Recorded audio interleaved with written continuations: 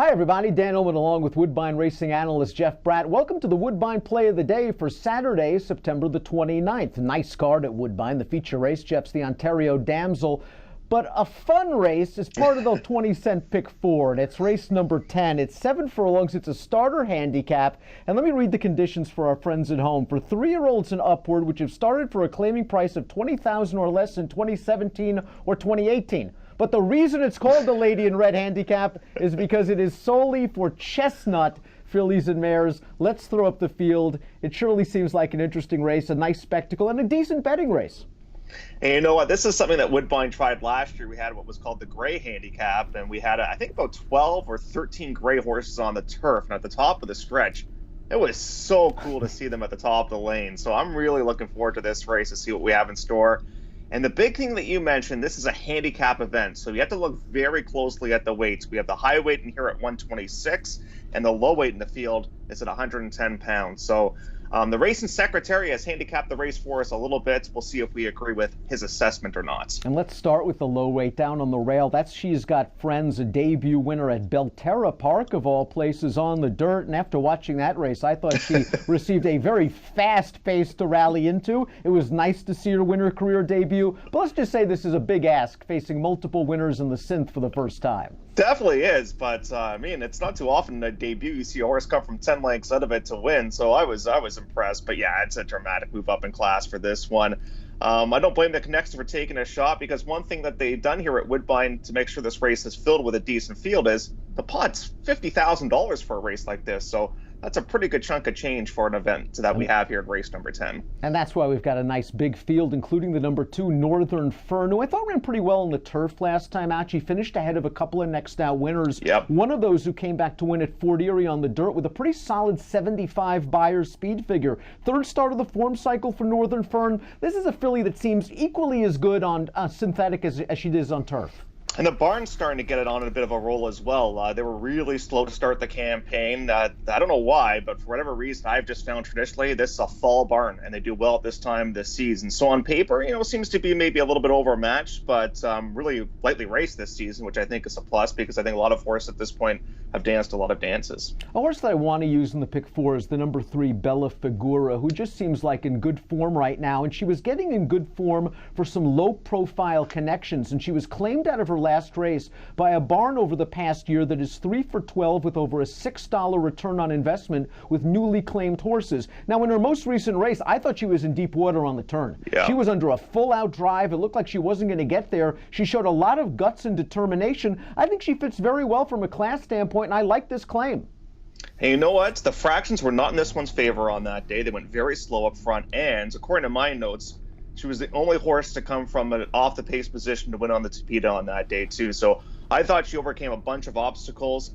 I've got her second in my selections. I think she's a key player in this race. Conquer the Sky is a horse that I've always tried to make, and she's basically bankrupted me throughout my life. She hasn't won a race since August of 2016. Her last race at Fort Erie, if you want to make an excuse, she was pretty much 4 wide on the backstretch and into the turn, and she plugged along and finished third. She's just sort of found herself now in those low 60s Beyers. It could be competitive to get her a piece of this. I'd use her underneath. Now she beats me.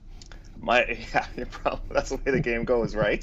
From a pace point of view, I think could be compromised a little bit too. I don't think there's an overabundance of really zip in this race. So for her to win, she has to have a lot of things fall into her lap. I just don't see that scenario unfolding. Belle Danseuse, the number 5's in razor sharp form. This 3-year-old filly's won 2 out of her last 3 races, and I'm not worried about her wheeling back in just 10 days, because when she won back in August, it was off an 8-day freshening. I kind of like this little cutback in distance. The question is pace. She at least has shown the tactical ability to stay close in routes. Can she do it in sprints? I think she's a little bit faster than what she's showing. I just hope that not a lot of her speed has been taken out of her. Bit of an interesting storyline with her is she actually got stuck in the starting gate back on August the 10th and was declared a non-starter. And sometimes you wonder, how is a horse going to overcome that? She has not missed a beat. I don't mind the cutback either. And I think she's got deceptively more speed than what we think. I think the 6 Miss Forrester is an interesting price play, maybe to be used as a backup in the pick 4. Last time out on the turf, I thought she was close to a pretty legitimate pace in that one-turn mile on the E.P. Taylor turf course. She finished a solid second ahead of 2 next out horses that earn Beyer speed figures of 61 or greater, but I think she's better on the synth than she is on the turf. Maybe she's rounding into form. She's been kind of a nibbler, but she's won 6 races in her career. Top 2 on the synthetics, 7 of 14 starts, 50% rate. And if you're trying to figure out a class move, she last ran for 10 of 4 at Woodbine, so that's pretty good. The race prior to that was at Fort Erie, but ran against a former Woodbine horse. So she's been facing similar to what she's going to face here today. Flashy Patch, the number 7, just draw a line through her last race. She lost the race at the start completely when she missed the break. Her usual races before then are solid, not spectacular, maybe a horse to round out the triactor. You know, Dan, I don't know what happened to her. She used to have a lot of speed, and the new connections, for whatever reason, they've tried to bring her off the pace now in a whole bunch of races. I would love to see her get back to her speed approach. I think that's when she's at her best, is when she can be prominent early on in this event. Call me crazy, but I kind of like the 8 Bear Kitty a little bit. This is a reclaim for trainer Michelle Love, who started out with Bear Kitty 2 for 2, and I really liked her win in that condition claiming race on May the 30th. I know it wasn't against a great field, but she missed the break. She was wide, and she was really the only horse on the Tapeta that day to come from off the pace and win.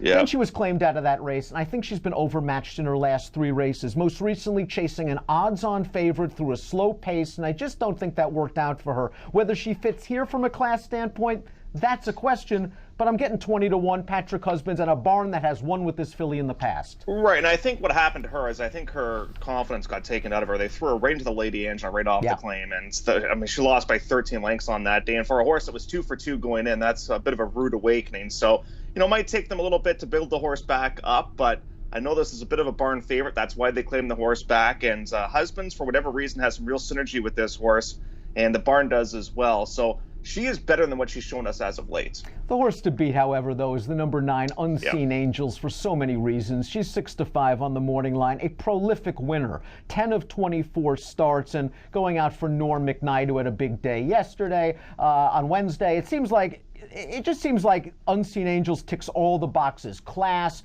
and especially pace. Pace for sure. If I had 2 concerns with her, and I know she's won at a mile on the turf, but I think that's beyond her best distance. I think that she's like really good at 6. I'm not entirely sold at 7 furlongs as her best distance, but it's all relative against the competition she's going to be facing here coming up on Saturday. So I do think that 7/8 is going to be okay, but the big thing for her is the pace advantage. She's a high percentage winner. Now, she is coming off a race in which she lost as the favorite. That was on turf. She wasn't as good that day for whatever reason. Maybe it was a slow start, and then she had a rough shut into competition. But I like the fact she's getting back over the synthetic. And I like the fact, too, Dan, that she's won carrying 124 pounds in the past. She's going to have to carry 126 on Saturday. So she's won with 124. I don't think an extra 2 pounds will slow her down. She's been favored in her last 6 starts. She will likely go off the favorite in the Lady in Red handicap. Where are you going in here? Who would you use in the pick? Okay, so I'm going to use Unseen Angels as my top selection. Very unoriginal, I know. But the 2 horses I'm going to play underneath are Bella Figura and Belle Danseuse. They're kind of my backup plays in here. I really was waiting for Bella Figura to get back in the entries because I thought as soon as she got back in, she'd be a must-play for me.